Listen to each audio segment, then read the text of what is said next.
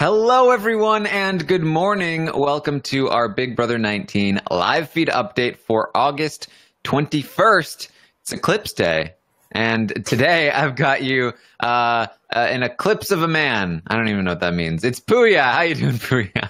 I'm good, Taran. I appreciate the reach you did just there. I'm excited for us to break this down and eclipse everyone's lack of awareness of what's going on in the house for the 21st. Much better than mine. I've had coffee already. Yeah. That's fine. So we are here to talk to you about everything that happened on the feeds yesterday. You know what? I thought this was actually a pretty decent day of feeds here. There's a decent amount of stuff to talk about. Lots of campaigning. Lots of setting up for future weeks. Some plans are changing. Some plans are being talked about. So some interesting stuff to get to today. We start the day off with Christmas talking to Josh about the plea that Mark made to her the previous night that we had talked about on the last update, where he basically said, keep me, please. But if you don't want to, that's fine too. And Josh is basically saying here, you know, if Jason hadn't won the veto, maybe there'd be something to consider here.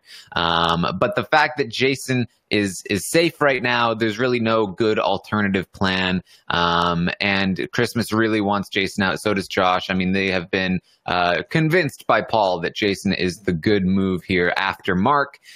So even if they wanted to keep Mark, it's like, well, Jason's also safe. So there's really no point to it. But it does sort of hint that there's maybe a little part of them that is wanting to accept Mark's plea, which is somewhat good news for him, right? Yeah, I mean, cue me 2 weeks ago saying I like Mark and then immediately backtracking and say I don't like Mark. I think we've seen Mark kind of do the right thing here. His pleas have been very straightforward, very honest. There's no reason to doubt anything he's saying. But I think the biggest problem here is that A, Jason won the veto, and B, despite Jason and Alex being seen as a pair, Paul has done a great job of making sure that no one goes after Alex right now until Mark is gone. So it's kind of cut all the cords that Mark could potentially use to his advantage. And as much as they want to listen to him, as much as they want to take it into consideration, they're just simply not going to. Because at this point, having seen him win how many competitions in a row, whether it was the Temptation ones or veto, he's had safety for a good amount of weeks. So it's an opportunity now to get rid of him, and they've got enough of a backing to go for it. And I mean, as you said at the top of the show here, there's been enough fluidity going on in the last 24 hours to prove to us that the foregone weeks are going to be behind us. There's people trying to set up for the future now. Everyone has a different set of hit lists going on. So Mark just simply has to be the sacrificial lamb here for us to get to that stage of the game. And he's the only person standing in between that and this week. So...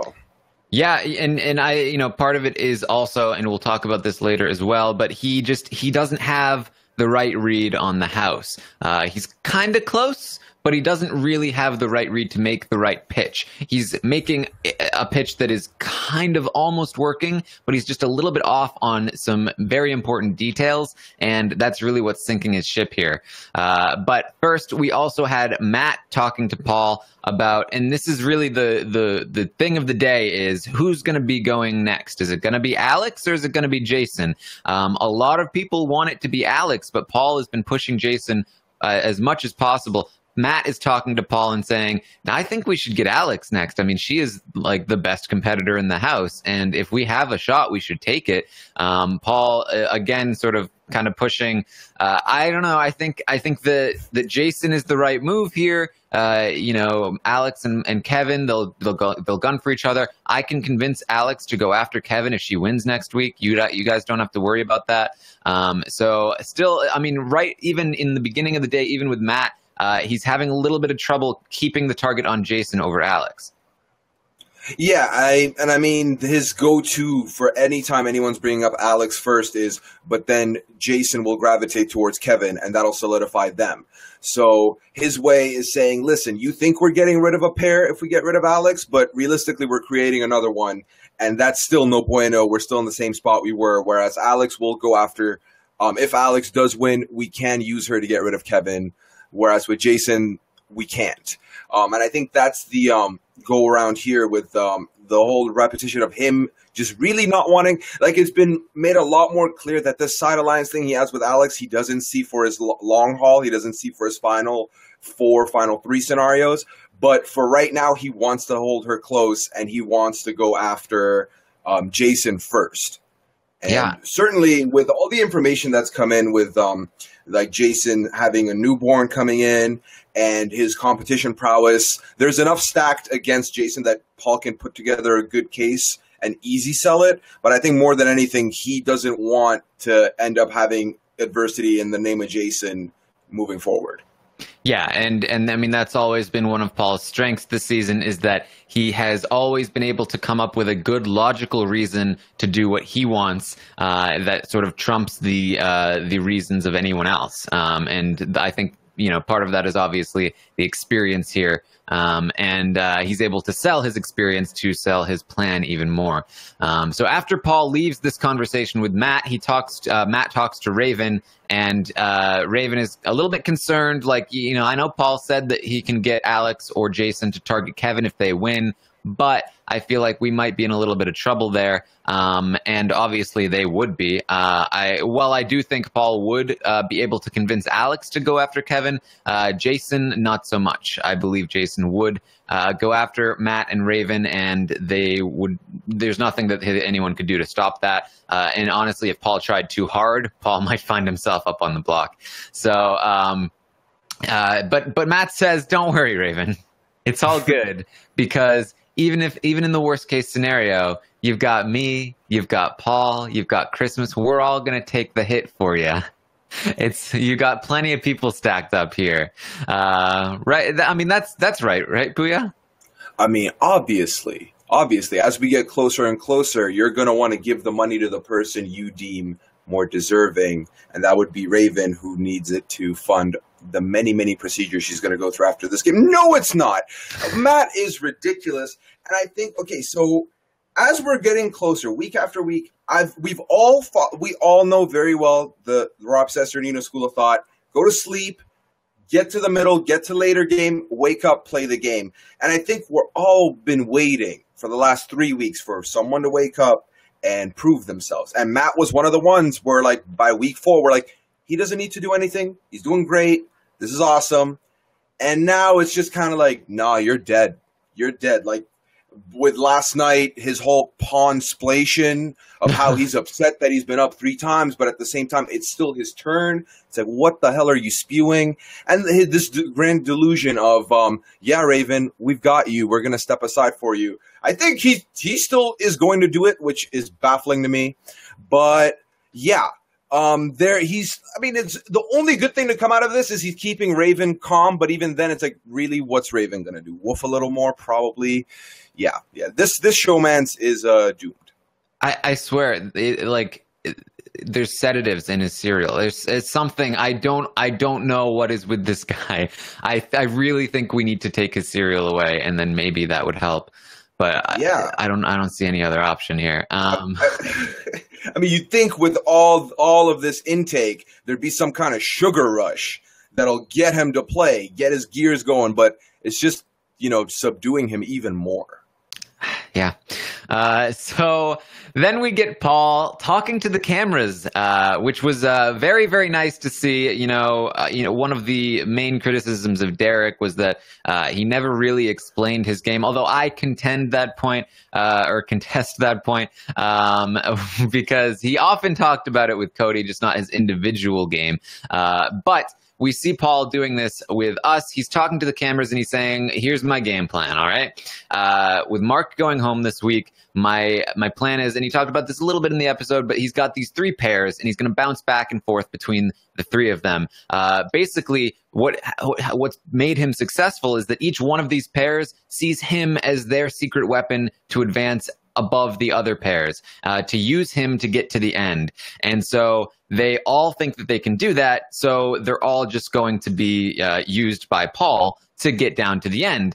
He's targeting Alex and Jason right now, that pair, because they've been winning too many competitions. They're the strongest pair right now. So his goal right now is, I need to get to the final 5 with Christmas, Josh, Kevin, and Raven. And we talked about this a little bit, like this might be his actual plan. And this is what he wants to do, because he feels like if he's in the end with those 4 people, he can win out from that point. He can win basically any competition. He feels like there's no way that any of them can beat him, between Christmas's lack of physical ability and Raven's lack of everything ability, and Kevin's desire to never win any competitions, and Josh, the fact that he's a meatball. I guess he's like, you know what, I can win. He basically did that last season with much better competitors, and he pointed that out. He felt like Nicole and Corey were much better competitors than anyone in this house. So he really feels like that's the game plan for himself right now. How do you feel about that, Pooya? I felt really good watching this yesterday, because for the longest time, obviously it's been a very divided season.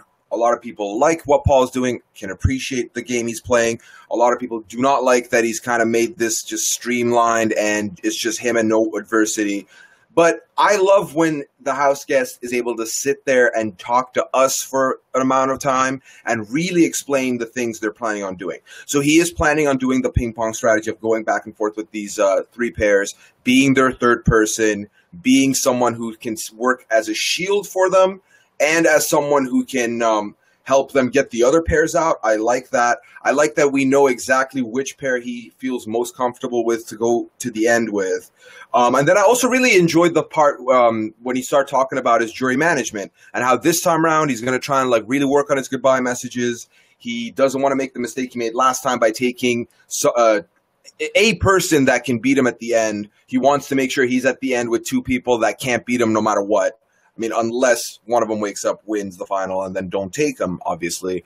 But he's showing that he has his finger on the pulse. He knows exactly what he's doing. I like that. I know these are calculated moves.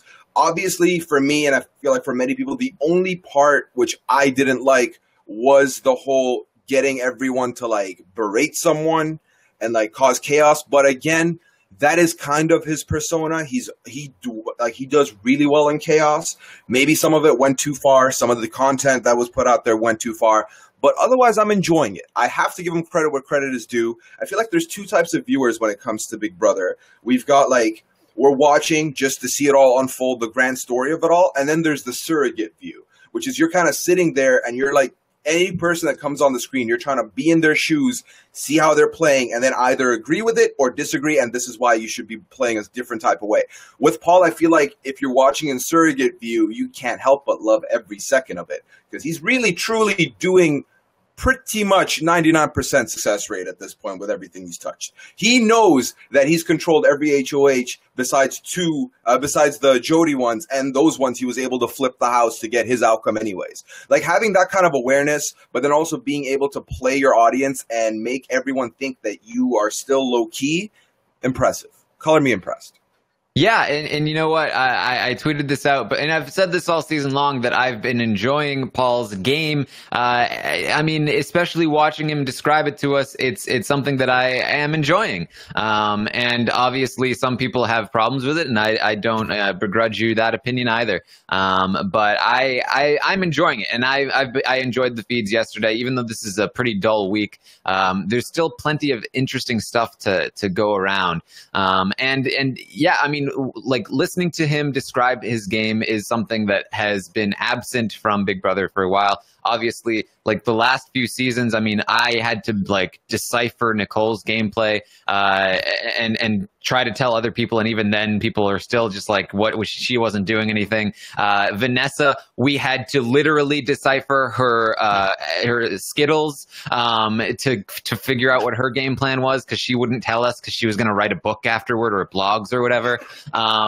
Derek obviously had to lie about his game plan. So I mean, it's been a long time since we've been able to see people actually talk about what they're doing in the moment and tell us their plans. And it was very interesting to see Paul talk through things that I had been thinking about, and that I'm still considering what's the best move for Paul. He's also considering that. He's thinking, well, maybe I should swap out Kevin for Alex, because then she's a big shield for me in the final 5. She can win competitions. She'll never take me out, but she'll also be the person that everybody needs to take out ahead of me, which will make me safe even if I don't win a competition. However, that's a little risky, because then I might not win all the competitions, and who knows what happens if that happens. And that's I think, a conundrum that I talked about a couple days ago. And so that's always good to see. Like, if the person in the house is talking about the same things that we're talking about outside of the house, like, that's pretty fun to see. And as you mentioned, he's been talking about the jury management stuff, and this is if I'm going to critique Paul's game and talk about potential things that he might be missing here, this might be one of them. He's talking about jury management. He's certainly been doing a better job of it than last year. But when he talks about the goodbye messages, I remember last year his goodbye message to Davon was a very classic jury management goodbye message. It was, I always was loyal to you. You're the best. I love you, Davon. And it completely rubbed her the wrong way, because not only did she know that he had betrayed her to some extent, but also it made him seem like he wasn't playing the game. And that's one of the reasons why she thought Nicole was playing the game and he wasn't, because she was like, well, Paul apparently had no idea what was going on the week I was evicted. So he's not even in control of the game. Nicole is the one that everyone's calling a snake. Everyone's coming into the jury house telling me that she is the one that got them out. She must be playing the game. I'm concerned that if he does the same sort of strategy with these goodbye messages, like, oh man, I don't know what happened, I'm so sorry. Like, I don't know if that's going to play. I think he has to own his game, and I'm concerned that he might not realize that. Yeah, I think like what he did with Cody was effective. Yes. By talking to him in the days leading up, kind of, at points putting the game aside and just being, I'm willing to be there for you. He had also gained Cody's respect as a competitor and as a player. That's the move. If he waits too long until they're sitting out there with Julie, either if they're blindsided or they expected him to vote, like to keep, he would be voting to keep them and he doesn't, then it just comes off as you're clearly schmoozing me for my vote, which no one likes condescension to that extent.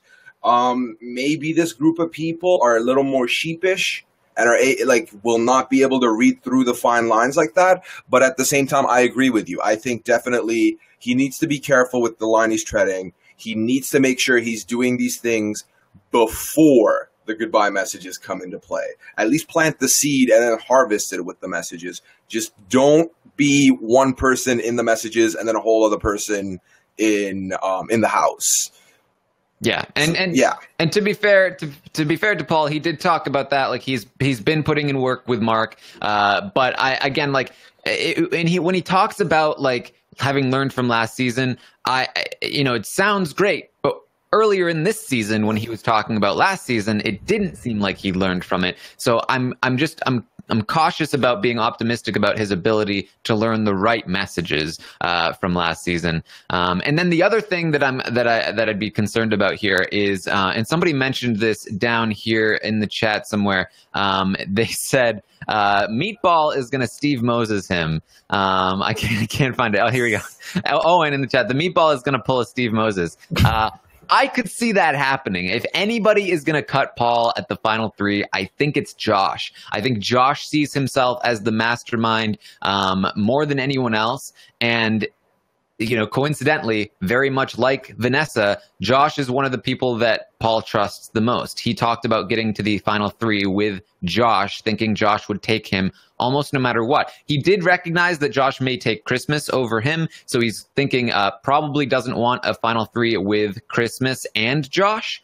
But he was talking about like maybe it's Josh and Raven. And I don't know. I feel like Josh is the person capable of recognizing that Raven is an easy win there.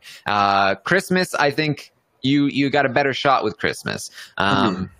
So, I mean, I could very easily see Josh being the Steve Moses of this season.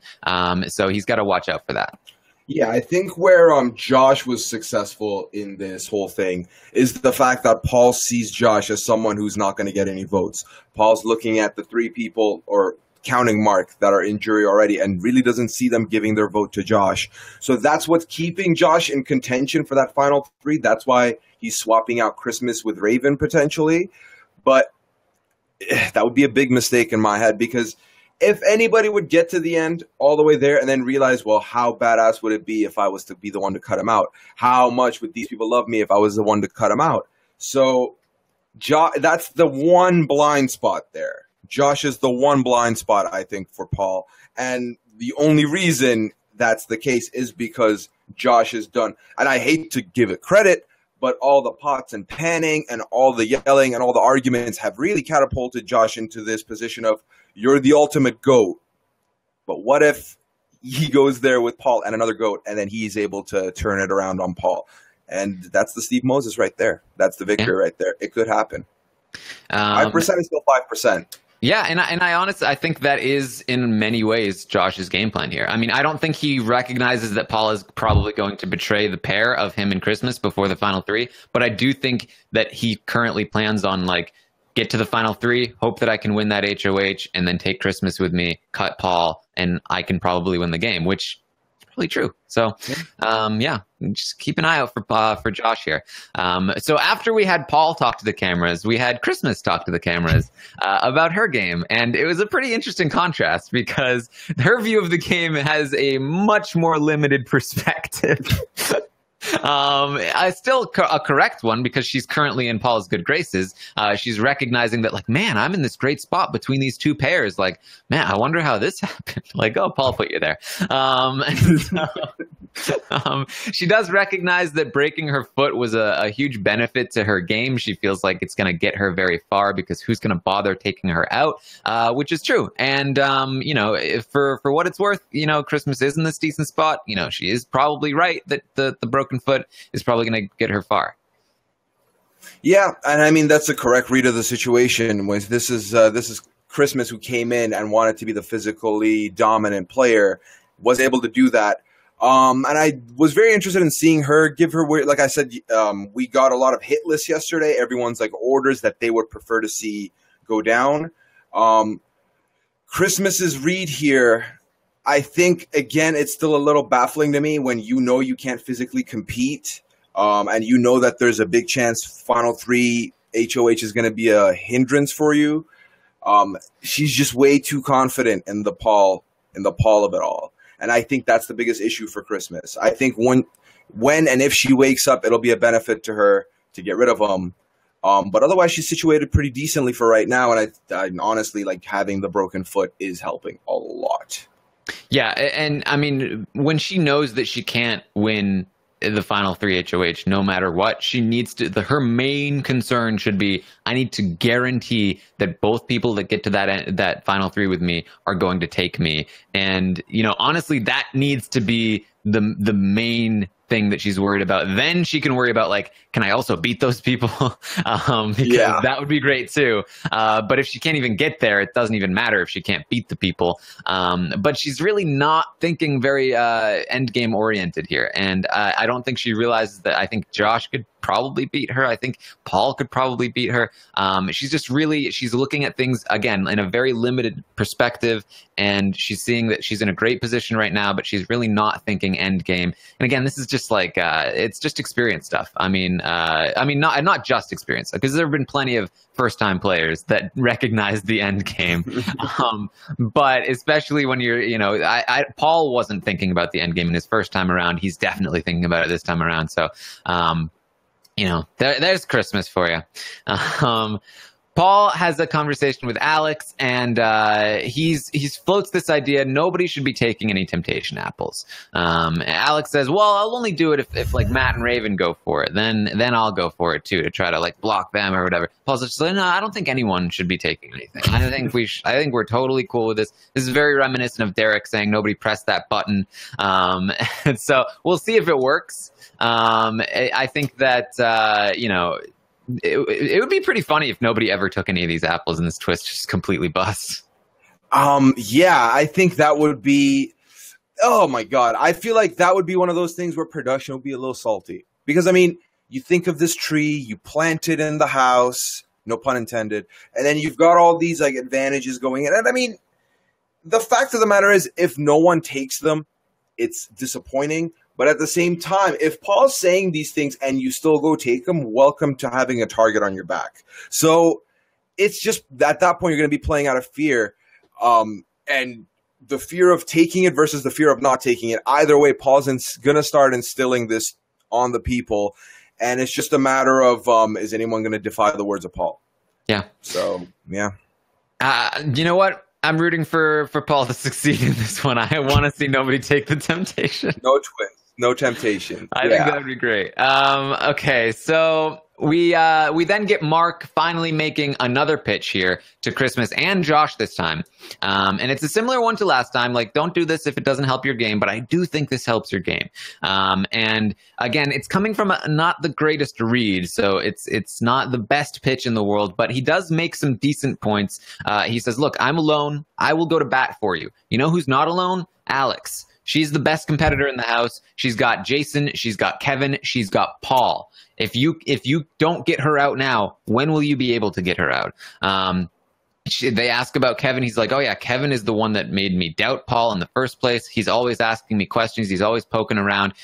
He's throwing Alex under the bus. He's throwing Jason under the bus." I talked about like maybe if he can recognize that Alex and Jason are next, he can team up with them, but that wouldn't even work even if he figured it out. So this is the right pitch. Like, he has to go to Christmas and Josh. If he doesn't get them, he can't win it all. Obviously, what he really needs is Paul. But at the very least, this is a pitch that if it works, he will actually be safe, as opposed to going to Alex and Jason, where even if it works there, it doesn't matter. He's still out. And again, he's starting to make a little bit of leeway here. Yeah. So the fact of the matter is, the way we're seeing everything, it could be a situation where a tie can occur. That would mean Christmas decides. So therefore, the right move for 100% is to, be in good books with Christmas and Josh. And Josh keeps relaying it back to, well, I can only base it on what I've seen for the last 50 days, and you backed out on us, and you were with Cody, and then you turned on him for the house. What says, if he was your friend and you did that to him, what says you're going to not do that with us? Like, we've had our problems. And Mark is doing a great job of, like, really trying to blow this over and everything. But, I mean, I go back to Paul's start yesterday with his friendship talk. First thing he says is, well, Mark's going 100%. 100%. It's done. So when Paul the Grim Reaper decides your time is over, it's pretty much over. I really do appreciate what Mark's doing, and I really do think that if he had a couple more extra days before veto ceremony, then we could see something happen. Maybe something shakes up. Maybe a fight happens. Maybe drama explodes and it changes something. But we're too close to that ceremony now. So I think it's pretty much donezo. But I have to applaud Mark for making the right move here and really trying this week. Really trying. And I mean, his justification of saving Paul, saying he gave me a friendship bracelet. I said I would repay him. I repaid him. I always, the sulk always repays his debts. Like, I like the argument made, but at the same time, it's just, you have been marked, literally. You have been chosen by Paul to be taken out, and that's what's going to happen. I'm sorry. Yeah, and Erica says he should sell it as a big move because she's always saying she wants to make a big move, and he is. He's selling it as like, don't take me. I'm alone. I've got nothing. Alex is the power player in this house right now. That's the big move. That's the move you need to make. But again, like, the problem is that Paul has everybody feeling very comfortable with the current status quo. And to upset that status quo is to upset the plan that makes Christmas and Josh think that they're making it to Final Three right now. And that's the real problem. So after Mark leaves, Christmas and Josh, they agree, you know what? That didn't work. We're still taking Mark out. However, we have one takeaway here. Not only is Mark really good at talking, and that's part of why we need to get him out, but also Alex is a really good competitor. We need Alex out next week. And so even though Mark isn't making any headway on surviving this week, he is, giving Paul more headaches, because now Christmas and Josh are all aboard the we need Alex out before Jason train. And that's annoying to him because they're just like, she is the best competitor in the house. We need to get her out. And I mean, that's they're going to talk about it later in the day, but it's not what Paul wants. So then we have Kevin talking with Paul, and man, Kevin just keeps digging his grave. He tells Paul, look, we get to Final Six. Alex, she's gonna put us up. She's gonna come at us. So we gotta get her. We gotta get her at Final Six. We gotta take that shot first. Cause she's just with Jason. Once we get to Final Four, she's not gonna be loyal to us anymore. So we gotta take the shot at Final Six. And Paul's like, Oh, yeah. And then he immediately runs to Alex and Jason and says, "Can you believe what Kevin just told me? Kevin, come on." Stop giving him nuggets of information he can use to make you the target, man. This is Paul's MO. He makes the week go foregone. He spends the rest of that week trying to figure out who the next target is and trying to get as much information to logically explain why they should be next. And up until this point, it was very simple. Christmas and Josh's wish list was pretty much Jason/Alex, then Matt, then the remainder of the two, with Alex becoming more of the big hit after for the one to be first. And then Alex's side was Matt, Kevin, Raven. So this is bad because Kevin keeps getting these situations where like he's silent, everything around him is moving, targets are going up and down, and he's staying afloat. But then when he blunders like this, his name's going to go back up. Like Paul obviously wants Kevin gone. I know he's kind of looking at Jason too, but in the event that one of the Jason-Alex pair wins, he wants to make sure Kevin is gone. So this is not good. It's not good. I feel bad for Kevin, rooting for Kevin, but man, what a rough couple weeks he's had. Yeah, and this, I mean, he's basically setting Alex and Jason up to do the same exact thing that Jessica did, where like if they do win the HOH with the entire house against them, the person they might end up taking out is the one person that's not coming after them in Kevin.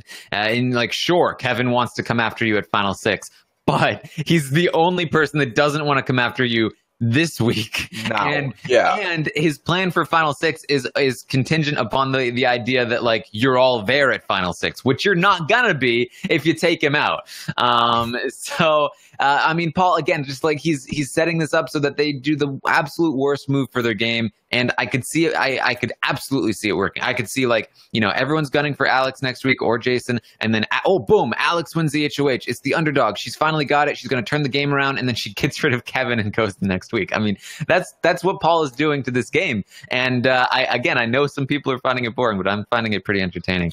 I mean, it's like, okay, to like make a quick analogy out of this, it's like you're playing Mario Party with 4 people and there's one person that has 7 stars, 150 coins, and the rest of you are sitting on 1 star. Of course, there's still 20 turns left in the game. No one's playing anymore. No one really cares. Like, that's the frustration that comes with this. When Paul has so much control and so much capability that the rest of them don't, it's frustrating. I understand that bit. But if I'm putting him aside and looking at him as an individual player, I can't help but appreciate what he's doing. I can't help but admire it. Because, I mean, Alex is the person who in the last couple of weeks was talking about how Kevin contributed nothing, how Kevin can't win anything to give to the team, can't be a team player. Alex also is the same person that cannot realize that this is someone good for me to take far in the game. If I see this, why can't everyone else see this? Why can't I explain this? Because Paul will sell it to you nicely wrapped in a way that you can't unsee, and then now that's all you're seeing. Now he's your number 1 target. So, gotta give props to him. Gotta give props to him. And, like, let this be known, I was a Paul stan last year. This year, I'm kind of holding it close to the vest. I'm not really all out Team Paul. Would love to see someone clip him. But if they don't, I can't help but, like, admire everything he's done to get to this point, no matter what happens. Yeah, it's very much like the LFC Mario Party streams where I convince people every time to steal coins from anyone that's not me, or steal stars from anyone that's not me, and then I just win every time. We're just watching what I would do, clearly, in Mario Party. Taran, never go on the show, man. I feel like you would frustrate all of us. I don't know. I feel like I could very easily flame out as well. That could be a lot of fun. Okay, so then we have Mark again pitching to Christmas, this time very targeted and again very wrong. He says, but he's coming close to the truth, and that's the thing, right? So he's saying, look, if Alex or Jason win next week, Paul is going to be with them. He's going to be with the power, and you won't be able to get them out at all if Paul doesn't turn on them. Because if Paul doesn't turn on Alex and Jason, they are going to run the table, which was the plan last week. Paul was planning on being with Alex and Jason. He has turned on them since. So that's where Mark is wrong, and that's where his argument is falling a little bit flat. But his point about if they win, I do think still stands. If Alex or Jason wins this HOH and they decide, no, we're definitely not targeting Kevin, then this does cause some disruption in the Final Five plan. So he has a little bit of a point there. And it does point out that Paul is covered on all angles. But they're not really seeing it that way. So it's not really hitting the right notes. He also says if Alex leaves, Jason is going to be lost. So this is the point that really gets Christmas going, not to keep Mark, but to take out Alex next. And so she goes to Paul with this whole conversation, and Paul is just shooting everything that Mark is saying down over and over. But she says, okay, fine, we'll take Mark out this week, but if we do that, we need to get Alex out next week. That's what we need to be doing. And Paul is like, I mean, yeah, all right, fine, we'll do that. I mean, Jason and Kevin are going to team up next week if we do that. But okay, which is classic Paul, meaning we're totally going to see Jason being targeted next week. Exactly, and that's what I'm saying. He keeps going back to, you want us to get rid of a pair? Well, getting rid of Alex creates a new pair. And I think the way that Paul's done a great job with, specifically with Christmas and Josh, is kind of assuring them that if Alex or Jason win, or if Alex wins, Kevin will be the one gone. They're like, how are you so sure? He's like, well, at the very least, he'll be on the block. So, or she'll put up Maven and then he'll be on the block. He's been able to sell them really well that no matter what variables happen, you two aren't going up, which was already the case based on what I've seen from what Alex wants to happen. Christmas and Josh not on her list for the next three people going. So they already had that, but Paul's able to take credit for that by selling it to them as, I would do this for you. I've got you. You're with me. Don't worry. Trust me. So if they keep pushing for Alex, and Paul is able to sell it to them, all good and dandy. But then at the same time, Matt and Raven are also trying to get rid of Alex first. Matt earlier in the day was bringing it up to Paul as well. Like, I think it's better if we go after Alex first. So if the one variable I see here is one of these four, or one of the three win HOH between Josh, Raven, Matt, and they bring it to Paul, like, so listen, we want Alex. But the key here is Paul can't get into their ear before they all talk, which, again, is like really hoping something happens. I don't think it's gonna. But that's the one variable. Like, this is like last week where we were like, if Cody can win, get picked for the veto, this is that all over again. If these three win HOH and then talk before Paul can really spin it, then we might see something happen with Alex going. Otherwise, Paul's probably going to spin it around enough that Jason's going to be the target. Yeah, it's hard to see Paul faltering at all here. And again, as you mentioned, it's like he's the go-between for the pairs. He put himself in that position, and they all feel like, well, I've been listening to Paul this whole time, so clearly that's what works. And then the second it starts to not work, it's too late. You're done. So it's like there's some sort of logical fallacy, right? Where I don't remember which one, but it's like it's been working, so clearly this is the thing. This is true. Paul is loyal to me because I've been safe this whole time. And then again, like the second it stops working for you, it's like, well, obviously it didn't work for them because they're Paul's enemy. Like, and they feel like, I'm safe because of Paul, right? He's saying, as you mentioned, like Christmas and Josh, they're safe regardless. Nobody is gunning for them. Nobody has any intention of gunning for them. But Paul is telling them, look, I'm talking to Matt and Raven. I'm convincing them that everything's good. I'm talking to Alex and Jason. I'm convincing them to go after Matt and Raven. And so they feel like, okay, well, as long as I continue to let Paul do what he's doing, he's putting us in a great spot, not realizing that they're in a great spot on their own. And if they decide, if they want to, they can cut out the middleman and just go straight to Matt and Raven or straight to Alex and Jason and be like, look, let's just work together. But it's just not happening because Paul has too much control. Again, Paul, great position here. It's only getting better. He has a couple of little flaws, I think, that could get in his way. But really, it's looking more and more like a march to the end. Yeah. And my big wager usually when I'm so certain something happens is I put my beard on the line and I say I shave my beard if it doesn't happen. I am still willing to say that I'm not willing to make that bet. As much as I think Paul has 98% of the win equity here, I would be so impressed if it does happen, and it really seems like it's gonna. I still can't help but feel somewhere deep down that there's still 7 more people to go through, and someone's got to wake up. If anyone remembers the teen movie Sean Tucker Must Die, Sean Tucker gets caught amongst 3 relationships, and they plot against him. Paul might get Sean Tuckered. He might not. He might make it to the end. We'll see where it goes. All I know is it's just absolutely incredible watching someone walk this fine line and just not get caught. And it's impressive. I like it. Me too.